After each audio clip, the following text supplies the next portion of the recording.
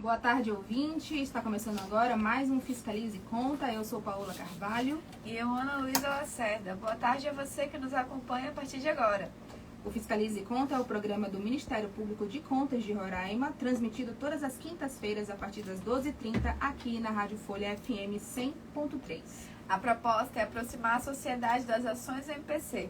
Lembrando que você, ouvinte, também pode participar mandando sua pergunta, sua denúncia, para o WhatsApp 98406-9648. 98406-9648. Pode enviar sua mensagem, nós leremos sua pergunta ao vivo. No programa de hoje estamos recebendo a advogada e professora universitária Clarissa Vencato. Ela vai falar sobre os direitos do consumidor e outros temas que a gente vai discutir aqui no programa. Clarissa é formada em Direito pela Universidade Federal de Roraima, é mestre em Desenvolvimento Regional da Amazônia pela Universidade Federal de Roraima e especialista em Direito Civil, Negocial e Imobiliário pela Universidade Anhanguera, Unidep. Além de atuar como advogada, a Clarissa também é professora de Direito no curso de Direito da Faculdade Catedral. Clarissa, bem-vinda ao programa Fiscalize e Conta. É um prazer tê-la aqui conosco no nosso estúdio. Boa tarde a todas e todos. Obrigada pelo convite, meninas. Paola, sempre um prazer. Hoje o nosso debate aqui é relacionado aos direitos e deveres que os clientes e prestadores de serviço devem seguir conforme o Código de Defesa do Consumidor. Primeiro, a gente queria que a gente começasse essa nossa conversa assim, debatendo alguns conceitos e para o pessoal entender um pouquinho sobre o direito do consumidor. A gente conversou um pouco com a Clarissa antes, no começo do programa, e quando a gente fala do direito do consumidor, tem dois temas que são importantes a gente destacar, que é a obrigação de meio e a obrigação de resultado. Clarissa, você pode falar um pouco sobre essas duas formas para os nossos ouvintes e sobre o Código de Defesa do Consumidor? Sim, claro. O Código de Defesa do Consumidor, né, surgido aí logo após a nossa Constituição Federal, ele é uma lei importantíssima que visa garantir um pouco mais de equilíbrio em algumas relações. Que hoje a gente vive uma sociedade de massas, né? É uma sociedade de intensas trocas e negociações e normalmente o consumidor costuma ser a parte quase sempre desprotegida e mais vulnerável por falta de acesso à informação, falta de acesso a documentos. Sobre a questão de obrigação de meio e obrigação de resultado, eu vou explicar rapidamente aqui de uma forma bem simples, mas todas as profissões, de uma maneira geral, são de risco, né? Quer dizer, nós enquanto prestadores de serviço, jornalistas, médicos, dentistas, advogados, profissionais liberais principalmente, eles exercem uma atividade de risco. Risco porque não temos controle sobre todos os eventos possíveis naquele trato com o cliente. Risco porque muitas vezes somos demandados ou responsabilizados por questões que não podemos controlar ou que não temos responsabilidade. Então, quer dizer, a relação cliente e prestador acaba sendo tratada como uma relação de causa e efeito. Um exemplo, o paciente teve um choque ou faleceu na cadeira do médico ou do dentista, significa dizer que o profissional tem responsabilidade? Não, nem sempre, né? Então, a obrigação de meio, ela se caracteriza quando o adimplemento, quer dizer, a postura correta do prestador, ela é verificada na adoção dos meios necessários para atingir o resultado.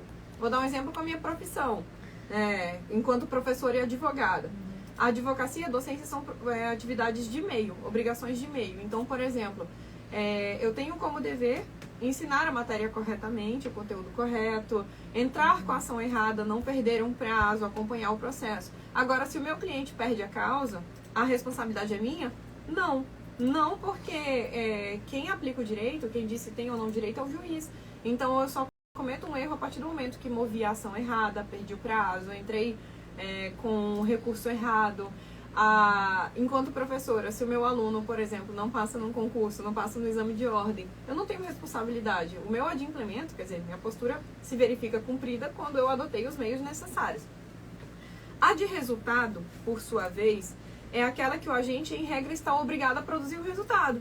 Então, por exemplo, cirurgia estética de lipoaspiração, prótese mamária, cirurgia no nariz, a extração dentária, clareamento, serviços de fotógrafo, por exemplo, serviços de estética, de uma maneira geral, o agente está obrigado ao resultado. Porém, ele somente se exime de responsabilidade se ele comprovar, por exemplo, um motivo de força maior, totalmente imprevisível e inevitável, ou comprovar a culpa exclusiva da vítima, que acontece muito. Vou dar um exemplo aqui engraçado que eu uso em sala de aula. Eu vou ao dentista, faço um clareamento, né? Tomo 2 garrafas de vinho quando chego em casa e no outro dia processo porque o meu dente ficou mais escuro do que o que estava antes do clareamento. E esse profissional, que eu vou responder nas próximas perguntas, como é que ele pode se proteger, né? Sim. É interessante também porque muita gente não sabe da questão estética e acaba sempre, eu fiz um procedimento agora na fase da harmonização facial, né? Fiz esse procedimento, mas eu não gostei do resultado, me prometeram isso, me prometeram aquilo. As pessoas não sabem que podem ir atrás dos seus direitos, caso não tenha sido elas também que erraram, né? Eu fiz a minha harmonização e aí eu tive que assinar um contrato que especificava tudo que eu não podia fazer. E a médica olhou e falou, você leu, você tá ciente. Se a sua boca não ficar do jeito que você quis, não ficar do jeito que eu prometi, você assinou um contrato dizendo que você está ciente do que você pode e do que você não pode fazer. Eu mandei um mês assim, cobrindo a boca do sol, meu Deus do sol. Vamos lá, Clarissa. Recentemente, um caso que viralizou na internet foi uma mãe que registrou um boletim de ocorrência contra o salão de beleza, porque ela ficou insatisfeita com o corte de cabelo do filho, né? E até que ponto o cliente pode ir e cobrar seu direito como consumidor, né? Ele está no seu direito de acionar a polícia? Como é que funciona? Bom, assim, eu não acompanhei esse caso, não conheço os detalhes, mas eu vou explicar genericamente essa questão.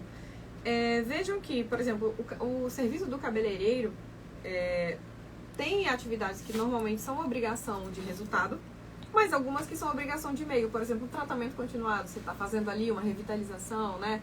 Mas nesse caso especificamente, essa relação cabeleireiro-cliente, essa relação contratual entre eles, de resultado, é um caso de difícil verificação até pelo próprio judiciário, porque, por exemplo, não se sabe se a mãe orientou, né, se houve um acompanhamento direto dela ali, de guiando qual era o tipo de corte que queria.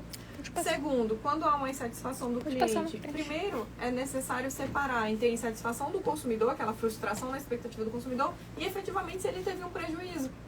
Então, quer dizer, registrar um boletim de ocorrência não é algo que soluciona, até porque o BO, né, ele é apenas uma peça informativa, ele não prova nada, só documenta. Então, assim, qualquer sujeito que se veja nessa situação, ele teria que comprovar qual foi o prejuízo que teve. Eu por exemplo, veria um prejuízo, vamos dizer assim, passível de indenização, se expressamente, comprovadamente, a pessoa tivesse alertado. Por exemplo, olha, pela minha religião, os cabelos têm que ser longos, eu quero só uma parada, e a pessoa vai lá e corta excessivamente. Isso gera só as pontinhas. Exatamente, isso gera ali um abalo. Então, eu não estou dizendo, obviamente, que não houve um erro, mas até que ponto esse erro é passível de indenização? Então, a gente não pode confundir aquela chateação cotidiana que a gente tem em todos os aspectos da vida com um dever de indenizar do outro lado. Não é porque você está frustrado que você pode processar alguém. Exatamente, é esse o fundamento que o judiciário utiliza para indeferir as ações por dano moral. Qual foi o prejuízo que você teve, que afetou ali a sua esfera íntima, que afetou o seu psicológico, né? Esse caso, eu lembro que eu li a respeito, ele repercutiu bastante, de algumas pessoas até criticando a mãe, porque ela foi levar o cabelo do filho para cortar o cabelo, e ela não queria cortar, que ele cortasse, eu queria que ele continuasse com o cabelo comprido, e o garoto queria cortar. E aí o pessoal falou, olha, ela que não queria cortar o cabelo, depois que o cabelo ela ficou que decidiu curto, o corte do cabelo depois do que o cabelo ficou menino. curto, ela ficou chateada, insatisfeita. Tipo, tinha que ver com a criança que se gostou ou não, se a criança estava satisfeita ou não. A criança queria cortar o cabelo, né? Não a mãe. E aí tem que pensar também, essa é a nossa outra pergunta, próxima pergunta no caso. Existem clientes abusivos também, né? Que despejam todas as suas frustrações em cima dos empregados que estão ali só fazendo seu serviço, né? A gente vê muitos casos de abuso, assim, principalmente com clientes ou com garçons ou pessoas que, né, estão prestando serviço ali na hora. De que forma que essas empresas elas podem se precaver para impedir esses abusos dos clientes, dos próprios clientes? Bom, eu vou até responder isso com um caso engraçado que aconteceu por acaso anteontem. Uma cliente minha me mandou uma foto no WhatsApp, né? Era uma foto com um prato com peixe. Aí ela, doutor, olha isso, eu pedi esse delivery, esse prato tinha camarão, paguei 100 e tantos reais e não veio um camarão que eu faço. Aí eu, bom, eu falei, não, calma, registre a foto, vou falar da importância da foto, encaminhe para a empresa e solicite um dos dois, ou que seja enviada a porção complementar do que não veio, ou abatimento proporcional do preço. Isso está no CDC, né? Código de Defesa do Consumidor. Mas como é que o prestador pode se respaldar? O registro fotográfico antes e depois ele é um importante instrumento para a grande maioria das profissões, porque demonstra, já que é obrigação de resultado, resultado imediato, que obviamente pode mudar, principalmente quando é estético, que tem ali a questão do inchaço, do hematoma, enfim, mas que o registro seja realizado com a anuência do próprio paciente, porque isso pode prevenir responsabilidade. Então, voltando para esse caso emblemático aí, para não dizer bizarro, do corte de cabelo, um registro fotográfico seria algo que poderia comprovar aí. Temos casos mais graves, como, por exemplo, uma química que não dá certo, né? Outras E o situações. cabelo cai, Cabelo nossa, cai, sempre. Inclusive, aconteceu comigo. Ai, meu Deus do céu. As coisas que a gente passa pela beleza. Isso que aconteceu comigo também, já caiu. E uma Uns coisa fofinhos que, faltando. assim, eu sempre faço, eu peço muita coisa na internet. E aí, recentemente eu comprei um controle de videogame pro meu marido e ele pegou, saiu correndo, foi abrir. Eu falei, não, a gente tem que gravar tudo, eu vou gravar você abrindo ele. Mas por que você vai fazer isso? Eu falei, porque qualquer coisa que esteja quebrada, qualquer coisa que esteja faltando, se Um tu receber um tijolo, a gente verdade. vai comprovar que a gente não abriu a caixa, tirou o controle, botou o controle pra lá e tá tirando uma foto. Porque a gente tá se resguardando. Ele, nossa, meu Deus do céu, parece toda vez que tu tá falando como se tu fosse uma advogada. Eu falei, não, mas é porque é o nosso direito. E a nossa função é saber o nosso direito, porque você tá pagando, né? Vou pagar caro pra receber um tijolo, ou até mesmo pra fraudar a empresa, Sim, é verdade. muito complicado. Exatamente, exatamente. Recentemente eu até pedi um produto pela internet, chegou, e aí o próprio empregador pediu, posso fazer um registro aqui da senhora abrindo, pra senhora pra ver que tá lacrado, enfim, até eles também fizeram esse Já registro estão se fotográfico, preparando, né? né? Pra se precaver de que eu não tô recebendo um negócio com lacre aberto, né? Se tornar transportadora também, né? Sim. Isso. Uma dúvida também que sempre surge quando falamos sobre o direito do consumidor é com relação às compras pela internet, como a gente estava falando agora, né? Algumas práticas são proibidas, mas os comerciantes insistem em manter, e um exemplo são as lojas virtuais, que são obrigadas a incluir o preço no produto na divulgação, porém a gente continua recebendo preço inbox, vai na DM, mensagem privada. Quais são as regras principais que mais são esquecidas pelos comerciantes? Na verdade, a gente vê uma série aí com essa explosão do comércio virtual, né, das lojas virtuais. Isso é uma realidade que veio para ficar. Houve uma normalização de práticas completamente abusivas e proibidas que configuram crime contra o consumidor. Então, essa do preço inbox, né, é uma das campeãs assim, de legalidades que são naturalizadas e as pessoas, por falta de informação, acabam naturalizando. Então, veja qual é o risco disso. Por exemplo, um produto é posto à venda, um vestido. Aí você vai e pergunta quanto custa, o preço inbox. Aí Paola também vai e pergunta. Então, para você é R$500, para ela é 750. Além de não vincular o fornecedor do serviço ao valor, já que a propaganda vincula, isso pode dar margem para arbitrariedades como essa, de oscilação de preço, abusos no momento de cobrar. Então, o preço inbox, famoso valor inbox, chama na DM, né? Isso é proibido. Lá, artigo 6º, 66 e vários outros do Código de Defesa do Consumidor, é uma prática abusiva, sim. E quais são os outros, assim, que os comerciantes mais tentam driblar, assim, na hora da venda? Bom, por exemplo, valor mínimo para compras no cartão. Isso é uma prática extremamente abusiva também, que é naturalizada e o consumidor, ali, às vezes pela necessidade do produto ou pela falta de informação, acaba sucumbindo, né? Então, a questão do valor mínimo para compras em cartão de crédito, por exemplo, ela é proibida. Então, o consumidor não pode fazer distinção. Primeiro, é importante esclarecer que nenhum prestador de serviço é obrigado a trabalhar com cartão. Sim. Tá bom? É opção, Então não né? existe, é uma opção. Então, se você chega numa loja qualquer que só aceitamos dinheiro, não é ilegal. Porém, porque a lei fala em pagamento à vista, que é crime contra o consumidor recusar pagamento à vista. Então pode ser no Pix, pode ser no cheque, pode ser no cartão. Então, a partir do momento que a empresa trabalha com cartão, se eu quero comprar ali R$10 no crédito ou no débito, a empresa não pode se recusar. Não pode. Então, não existe valor mínimo porque não muda nada para a taxa que aquele prestador de serviço vai pagar. Então, ele já recebe imediatamente. Depois é o consumidor que se entende com a prestadora, com a operadora do cartão. Se você vai debitar imediatamente os R$10 ou você só vai pagar na fatura do mês que vem. Entendi. Olha, então as empresas, a partir do momento que elas começam a trabalhar com cartão, elas têm que seguir as regras, né, específicas do Código da Defesa do Consumidor. Exatamente. Eu já passei por uma que dizia que toda vez que era um valor muito baixo, era a cantina da faculdade, né? Não, a gente tá sem bateria máquina. Vou anotar. E eles anotavam ali na minha frente os valores. E aí quando chegava assim, uns R$30, aí não, olha só. Funcionou agora. Tá funcionando, pode pagar. Olha aí. Eles não jogavam essa de tem um preço mínimo, mas Tinha um esquema, né? tinha um esquema, Olha. ficavam sem receber Fiquem ali atentos, na hora. ouvintes, prestem atenção, que isso é legal. Outra coisa que a gente estava falando aqui, né, com relação a Ana estava contando a história aqui do controle, né, que chegou. E aí, por exemplo, se por um acaso realmente tivesse vindo um pedaço de tijolo em vez do controle, né? Como que a pessoa pode fazer essa tentativa de troca para produtos que não vieram do jeito que a gente solicitou? Ou, por exemplo, eu pedi um telefone 128 GB com espaço de 128 veio de 64, né, que é menos do que eu precisava. Como que eu faço essa troca? Principalmente para aqueles itens que às vezes estão promocionais e depois as empresas querem dizer que não podem trocar porque estão na promoção. O que o cliente pode fazer? Antes de responder esse ponto, só um complemento à pergunta anterior, que da questão das compras com cartão, é importante dizer isso, não pode fazer diferenciação na forma como usa o cartão, se é crédito ou débito, mas pode cobrar do consumidor a taxa. Isso é legal desde 2017, sim. Antes disso não era, mas há uma lei regulamentando. Então, quer dizer, uma opção é fazer um valor mais barato ali no dinheiro ou no Pix. Então, só esclarecendo isso, tá? Que a partir do momento que vai pagar no crédito ou débito, pode cobrar do consumidor a diferença. Isso não é ilegal, muito embora pareça. Dê essa impressão. Essa revolta, né? Mas isso tem que ser informado ao consumidor, né? Tem alguns lugares que não informam quando você... Era 75, aí você olha a tua fatura, tá R$80. Sim. Você tem que ser informado, né? Sim, até pelo dever de informação.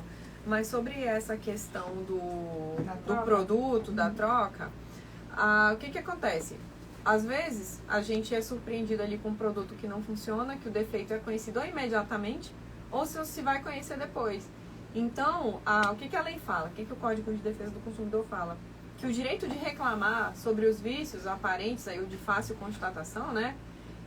Eles decaem aí em 30 dias, se for um bem de consumo não durável, né? Alguma coisa que se consome, que se desmancha, como, por exemplo, gêneros alimentícios. Ou 90 dias para o caso de bens de consumo duráveis, então eletrônicos, alguns objetos. Então, por exemplo, você recebeu a compra e viu que a tela veio rachada, viu que veio um aparelho distinto porque veio com menos memória, outro modelo, ou o produto veio com defeito, não liga.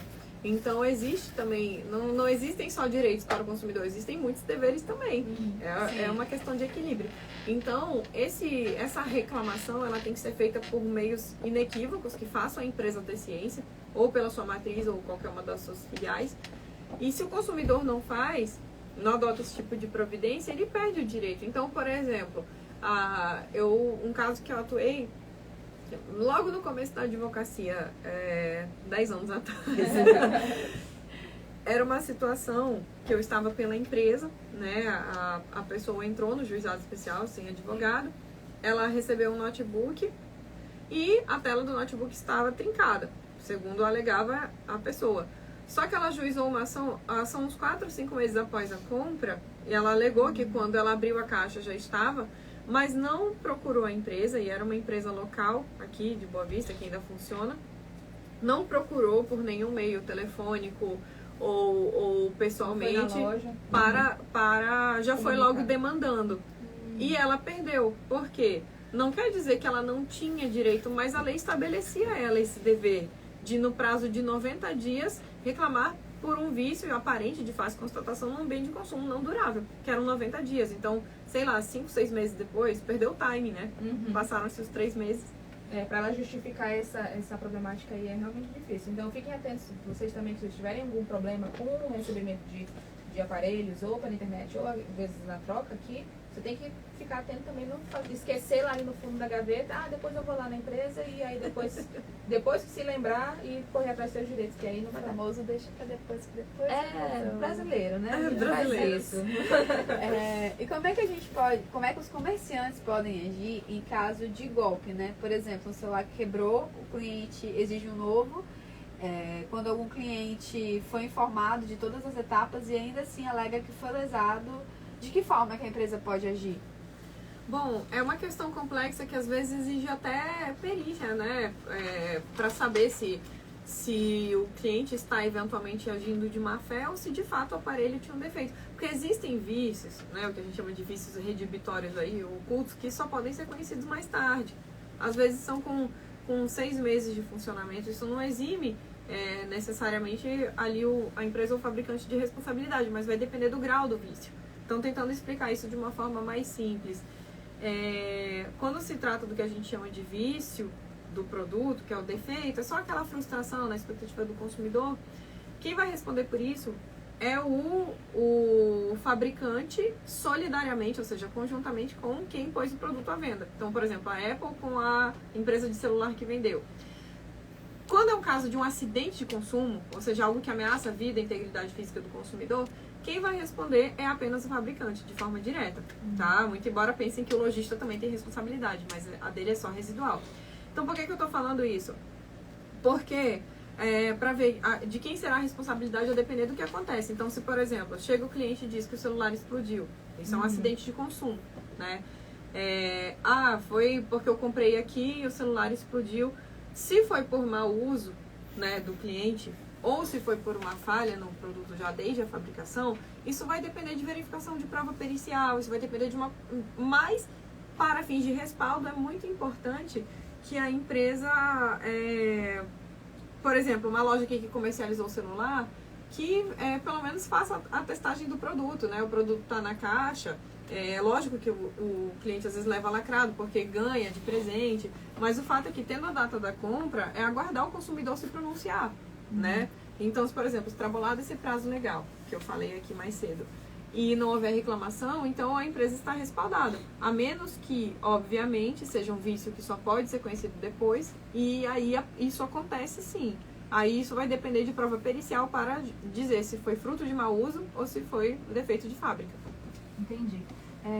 Clarissa, eu tô vendo aqui pelo que você tá falando, assim, cada caso é um caso, né? Então não adianta a gente achar que só porque aconteceu com a gente, se acontecer a mesma coisa, pode vir um problema no celular quebrado comigo e com a Ana, que tá aqui do meu lado, não vai ser a mesma situação, né? Então a gente tem que sempre procurar nossos direitos de defesa do consumidor. E aqui em Roraima, de que forma que a gente pode buscar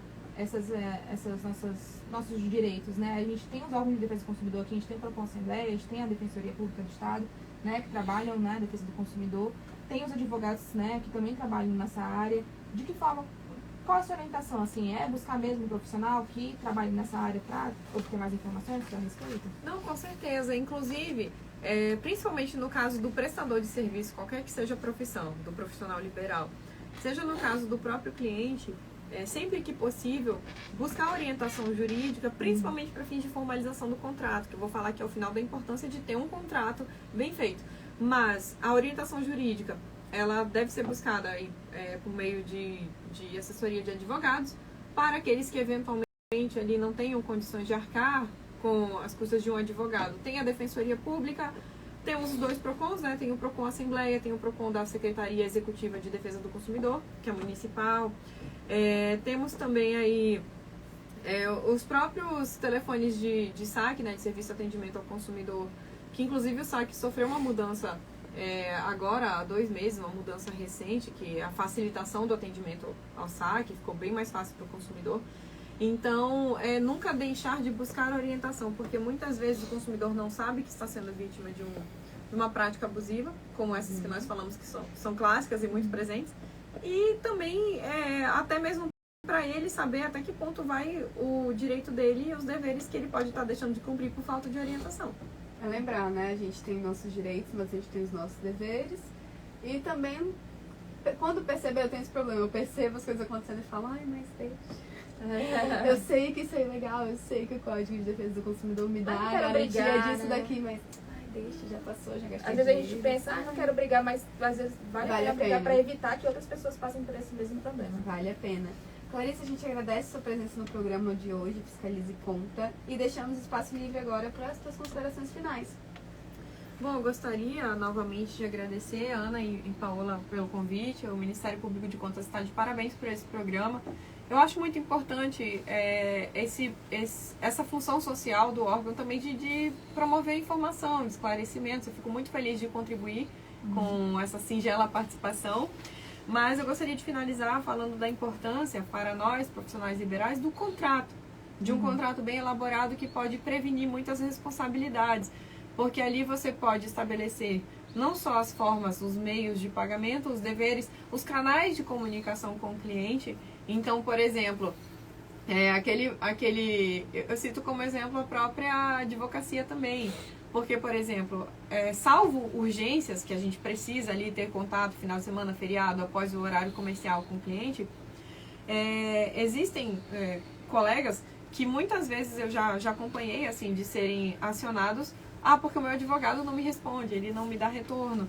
Mas, às vezes, o contrato prevendo o horário e o meio oficial de contato, por exemplo, será por e-mail? Será pelo número de celular ou WhatsApp e tal, exclusivamente? Dentro do horário X, salvo urgências. Então, às vezes, sem nenhuma urgência, né, aquela mensagem de domingo, 7 da manhã, ou sábado, meio-dia, de como está o meu processo, alguma novidade, sexta, 9 da noite. Bom senso, Aquelas né, ligações pessoal? Bom muito senso também. úteis do nada, 7 horas da noite. Não, mas isso faz parte da nossa rotina. Como nós trabalhamos com emergência, então, para mim, é super normal estar trabalhando ou respondendo clientes aos fins de semana. Mas eu só digo para fins de respaldo.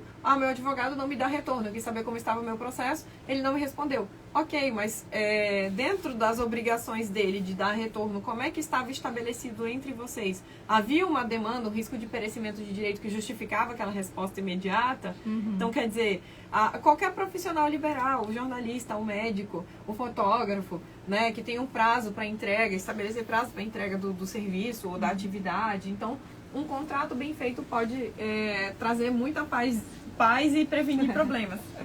Tá certo. Obrigada, Clarice. A gente agradece a sua presença aqui. A gente está reforçando só que para seguir o MPC Roraima nas redes sociais. O programa está sendo transmitido ao vivo também. E aí você pode ficar por dentro da nossa atuação. No Instagram, nosso perfil é o @MPC Roraima. E mande também sua denúncia para o WhatsApp 98406-9648, 98406-9648 ou para o e-mail denunciaqui@mpc.rr.gov.br. Não se esqueçam, todas as quintas-feiras, a partir de 12h30, na Rádio Folha FM 100.3, tem Fiscalize e Conta, com a apresentação de Paula Carvalho E Ana Luísa Lacerda. Agradecemos a você, ouvinte, pela companhia, e até semana que vem. Cuidem-se até semana que vem. Uma boa tarde para os nossos servidores aí e para todos os nossos ouvintes. Tchau, tchau. Tchau, tchau.